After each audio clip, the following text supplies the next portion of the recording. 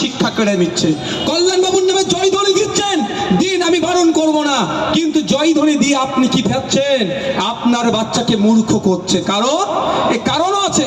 বাঁকড়া থেকে চলে যান কোনো ক্লাব থেকে, দাদা একটা ফুটবল টুর্নামেন্ট দেবো, 1 লাখ টাকা আশা করলে এর থেকে বেশি দিয়ে দেবে। দাদা আপনি একটা ক্রিকেট টুর্নামেন্ট করব, যা চাইবেন তার থেকে বেশি দেবে।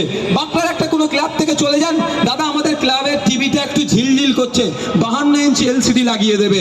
দাদা এই বাঁকড়ার লোক গিয়ে বলুক, দাদা আমাদের বাচ্চারা যেখানে পড়াশোনা করে সেখানে শিক্ষক নয়, ফলে আমাদের বাচ্চাগুলো মূর্খ হয়ে যাচ্ছে। বা দাদা আমার বাচ্চারা যেখানে পড়াশোনা করে চেয়ার নাই, টেবিল নাই, ব্ল্যাকবোর্ড নয়, আমার বাচ্চারা মূর্খ হয়ে যাচ্ছে। তখন দাদা কি বলবে? আচ্ছা দেখছি। তারা দেবে না। আর গিয়ে বলুন, দাদা ফিস্টি করবো ভোটের সময়, গ্রামটাকে একটু জাগিয়ে রাখতে হবে, তো কত লাগবে? 10,000 দিলে হবে, 12,000 দেবে। 2,000 এক্সট্রা কেন? 10,000 ফিস্টিতে লাগা, আর 2,000 মদ খেয়ে হই হই কর। এই করছে আমাদেরকে। আর আমাদের বাচ্চাগুলোকে অশিক্ষিত করার জন্য, যাতে মেরুদণ্ড ভেঙে দেওয়া যায়, সেই জন্য 8,500 শিক্ষা প্রতিষ্ঠান পশ্চিমবাংলা থেকে বন্ধ করতে চলেছে এই কল্যাণবাবুদের অপদার্থ সরকার। তাই সময় এসেছে কল্যাণবাবুদের অপদার্থ সরকারকে একটা ভোট নয়।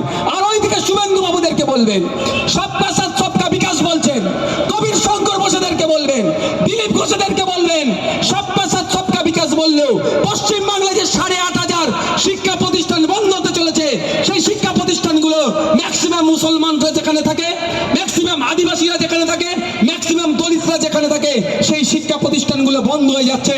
আর আপনারা 70টা এমএলএ নিয়ে কি ভেন্ডি বাসছেন? প্রশ্ন করবেন। সবকা সাথ সবকা বিকাশ বললেও আমরা শিক্ষার আলো পাচ্ছি না।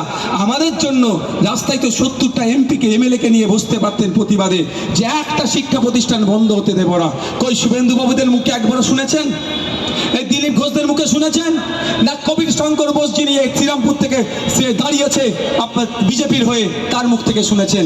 সব ব্যাটারাই চায় তাদের পরের প্রজন্মের হয়ে আপনি আমি লাঠিয়াল হয়ে থাকি। কারণ সে কি করছে? কি বলে, আপনাকে আমাকে শিক্ষা কেন দিচ্ছে না? কারণ কি জানেন? আপনাকে আমাকে যদি শিক্ষা তো দেয় না, দিয়ে মারামারিতে লাগিয়ে দিয়েছে। আপনার আমার বাচ্চাগুলোকে কেন দিচ্ছে না বলুন তো?